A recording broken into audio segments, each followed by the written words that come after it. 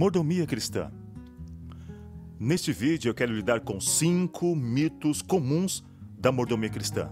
Nesse e no próximo vídeo nós vamos totalizar 10 conceitos de mordomia que eu ouço em todo o mundo quando escuto pessoas, escuto pastores e com meu trabalho orientando pessoas para a mordomia. O primeiro mito é o mito que mordomia tem relação com dinheiro e ofertas. Tem um problema aí. Mordomia é um estilo de vida. E eu garanto a você que se o foco for somente o dinheiro e doações, dízimos e ofertas vão crescer por um tempo, mas não vai ajudar o indivíduo na sua caminhada com Deus. Então temos que olhar que a mordomia cristã é muito mais que dinheiro e dízimos. É realmente um estilo de vida, permitindo que Cristo seja o Senhor da nossa vida. É de coração, é com o espírito e não um assunto financeiro. Mito número 2 é que mordomia é sobre arrecadar fundos.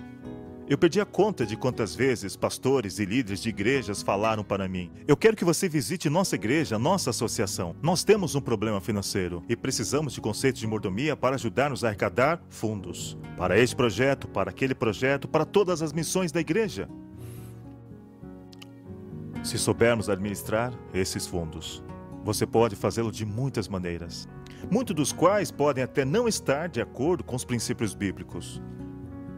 Mas quando percebemos que doar é um reflexo da comunhão com Deus, então nós entendemos que mordomia cristã é realmente sobre liderança espiritual, mais do que arrecadação de fundos. Mito número 3. O mito é: nós não temos dinheiro. Eu ouço isso em todo o mundo. Não temos dinheiro suficiente para o que queremos fazer. Bem, pense no que isso quer dizer. Se esta é a igreja de Deus, se acreditamos que Deus está por trás do que tentamos realizar, se cremos que estamos envolvidos na missão de Deus, então Deus não teria todo o dinheiro que Ele necessita para realizar o que Ele quiser a seu tempo? De fato, eu tenho analisado dezenas e dezenas, talvez centenas de igrejas e associações, e eu nunca vi uma que não tivesse o suficiente. Eu tenho ouvido isso o tempo todo, mas geralmente, dinheiro insuficiente, ou essa atitude vem com 3 pontos básicos: problemas de liderança, com visões ou prioridades erradas. Sem pessoas suficientes para realizar o que o líder pensa ou deseja fazer. Por exemplo, o pastor de uma igreja de 50 membros que pensa em construir uma igreja para 500 pessoas. Essa matemática simplesmente não existe para essas pessoas, para apoiar o seu sonho, sua visão, que na verdade se tornará um pesadelo para muitas pessoas. Você precisa ter uma matemática crítica para realizar esse tipo de arrecadação de fundos. E se você somente lidar com perspectiva de arrecadação de fundos, e isso é um problema de liderança, onde você não tem pessoas suficientes e tem um líder com a visão errada. A terceira ideia, ou o terceiro problema, que é a ideia de não ter fundos suficientes. Ou é uma ideia errada, ou uma falta de ideia. Deus não está interessado em posição social. Pessoas não estão interessadas em manter status social. Existe uma atitude inata que eu acredito que vem de Deus, que nos inspira a suportar alguma coisa que é agressiva em realizar a missão de Deus para a sua igreja na terra. Quando todos estão envolvidos na missão, quando estão crescendo espiritualmente, doar se torna uma consequência. Tudo o que precisam é de mais informação.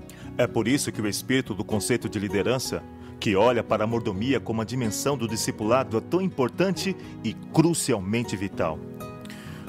Número 4. O mito que a doação é para ajudar a igreja. Eu faço essa pergunta em todo mundo: qual é o principal propósito do dízimo? E a resposta mais comum é para pagar os pastores ou apoiar a igreja. Eu tenho uma pergunta simples para você. Nossa primeira citação de dízimo na Bíblia se refere a Abraão. A pergunta é: qual pastor ou qual igreja ele ajuda? Houve uma ocasião quando ele deu dízimo para Melquisedeque. O que ele fez com dízimos e doações das ofertas antes disso e depois disso? Bem, ao ler a Bíblia, eu chego apenas a uma conclusão. O dízimo era dado como uma oferta de sacrifício para Deus. Tarde e manhã, manhã e tarde, existia um sacrifício. Era um jeito de louvar a Deus. Precisamos entender, biblicamente, que o dízimo não é para ajudar a igreja. O dízimo é para louvar a Deus em lado financeiro da vida. É muito importante que nós entendamos isso. Porque quando louvamos Deus com dízimos, devolvemos nosso dízimo para Ele e não damos para a igreja. Podemos fazê-lo por meio da igreja. Mas Jesus disse ao povo para trazer os dízimos para Ele. Ele disse que iria dar suporte para a igreja, os levitas e os pastores, com os dízimos recebidos como oferta de adoração. Então, ao devolver seu dízimo, faça-o como um ato de adoração e não simplesmente como uma ajuda à igreja. E o mito número 5, que doar cura o egoísmo. Uma pergunta: você luta contra o egoísmo em algumas áreas de sua vida? Se você é como eu, com certeza luta. A questão é, não importa quanto você der, não irá curar o problema do egoísmo. Egoísmo é a raiz dos pecados, talvez de todos os pecados. E a única cura para o pecado é estar crucificado com Cristo e aceitar sua transformação e presença em nossa vida. E agora, para aqueles que andam com Jesus, doar se torna um antídoto para o apelo do materialismo no mundo. Mas a única cura para o egoísmo é uma experiência com Deus. Então, da próxima vez, pense nisso que conversamos hoje e lembre-se, são apenas mitos. A base de tudo é aprender a louvar a Deus. É nossa vida diária, nosso estilo de vida, adoração e louvor.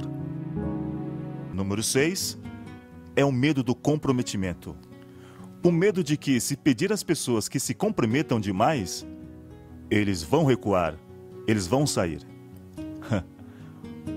O problema não é o medo do compromisso. A maioria do nosso povo vive comprometido, mas muitas vezes com as coisas erradas.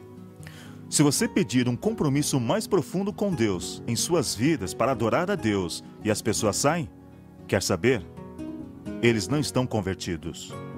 E segundo, se acreditam, ou melhor, se eles saírem porque você está pedindo compromisso com Deus, em qualquer área da vida, então você saberá que eles têm um sério problema espiritual. E o ruim? Você perdeu tudo, mas o bom é o que você perdeu é alguém que vem causando problemas na igreja de Deus, infelizmente. Então vou fazer 2 perguntas. Se você nunca pedir um compromisso, todos ficarão? E se você pedir um compromisso, quem você perderá? Então não tenha medo de pedir compromisso. Mito número 7. O mito que existe uma distância entre o pastor e os padrões dados aos membros. Vou ajudar você a entender o que quero dizer com isso. Não estou dizendo que nós, pastores, devemos saber exatamente o que as pessoas estão doando. Francamente, não tenho tempo para fazer esse tipo de investigação e não é meu trabalho dizer o quanto você deve oferecer. O Espírito Santo deve fazer isso. No entanto, doar é um termômetro do nosso relacionamento com Deus. E eu preciso conhecer os padrões. Se alguém não está doando, há apenas 2 razões para não doar, especialmente para não dizimar: ignorância e rebelião. Ambos são problemas espirituais. Ignorância precisa de ensinamento. Rebelião, a única cura da rebelião que eu conheço é morrer em Cristo e nascer de novo. E eu não sou um executor. Eles têm que experimentar Jesus Cristo. Se alguém mudar o método de doar ou parar de doar, isso pode ser um sintoma de um problema em sua vida. Pode ser algo simples como perder o emprego ou as rendas serem reduzidas, ou talvez passar por um momento desanimador na vida. Esta é uma oportunidade para nós, como líderes espirituais da igreja, se achegar a essa pessoa ou família para encorajá-los.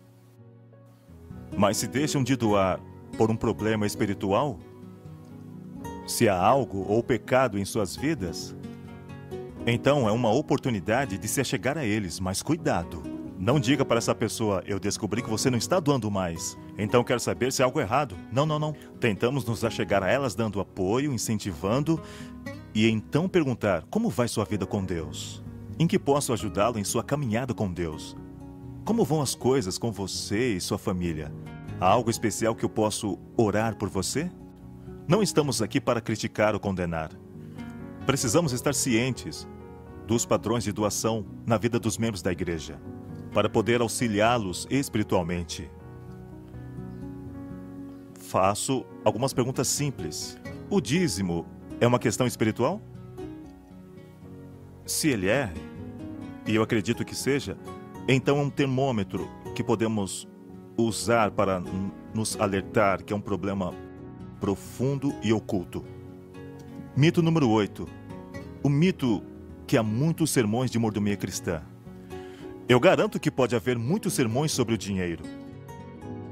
Mas lembre-se que dinheiro ou bens materiais é um dos assuntos mais citados na Bíblia Sagrada. Mais de 2.300 passagens bíblicas que lidam com dinheiro ou bens materiais. Apenas cerca de 500 sobre oração e menos de 500 sobre fé. Se Deus deu a essa questão esse nível de importância, não devemos também perceber o nível de desafio que isso traz para a nossa vida espiritual? Mas, como um pastor, eu vim a perceber que, de certa forma, cada um de meus sermões é um sermão de mordomia, porque se concentra em ajudar o indivíduo a crescer em sua caminhada com Jesus Cristo. Isso os ajuda a entender sobre como Jesus pode ser o Salvador e Senhor de suas vidas. Mito número 9. O mito de negócio empresarial. O mito de que se dermos a Deus fielmente, Ele nos dará mais em troca. Isso é totalmente um mito. Eu sei, um monte de gente lê isso em Malaquias capítulo 3, onde diz, provai de mim e veja se eu não vos abrir as janelas do céu. Trazei todos os dízimos e ofertas à casa do tesouro e veja se eu não vos abençoo. Deixe-me fazer uma pergunta simples. O que vem primeiro? A fidelidade no dízimo ou a bênção? Basta pensar dessa forma. Se Deus já o tem abençoado, por que dar o dízimo? Em toda a Escritura, dízimo é realmente a nossa resposta às bênçãos que já recebemos em Jesus Cristo. E o mito número 10, o mito de trabalhar para Deus. Deus não quer que nós trabalhemos para Ele. Ele quer que nós trabalhemos com Ele. Mordomia cristã se trata de uma parceria divina, onde Ele é o Senhor e nós os mordomos e administramos o que pertence a Ele. E não para Ele, mas nessa parceria íntima, como Ele guia os corações, nossas mentes com o Espírito Santo, ajuda-nos a compreender que temos o incrível privilégio de ser parceiros de Deus, de caminhar ao lado dele e ter o Espírito Santo guiando-nos na administração de cada parte de nossa vida. Não só o dinheiro, mas tudo, porque somos parceiros de Deus e não apenas servos. Ele nos levanta da escravidão do pecado para sermos escravos da justiça, para ser seus servos e de nos chamar seus filhos, Jesus nos chamar de seus irmãos. Mas quando crescemos com Cristo, descobrimos que podemos ser parceiros dele.